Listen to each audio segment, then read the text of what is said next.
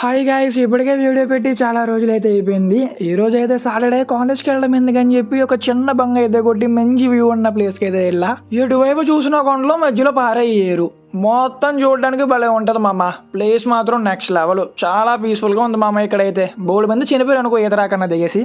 నిజానికి నాకు కూడా ఈత ఏమి అంత సరిగ్గా ఏం రాదు. కాకపోతే నేను కాపాడుకుంటే నాకేమైతే మా ఫ్రెండ్స్ గలు ఉన్నారని కాపాడడానికి. కర్ర చూడడానికి నా అలాగే సన్నంగా ఉన్నా సరే లేపేటప్పుడు మాత్రం గొహ సరిపోయి నీటిలో పడిపోతానని చెప్పి చాలా భయం వేసింది. పొరపాటున పడిపోయి అనుకో ఇంకా మన పరిస్థితి ఇంకా అంతే. అలా కాసేపు ప్రశాంతంగా కూర్చొని వ్యూ ఎంజాయ్ చేసా.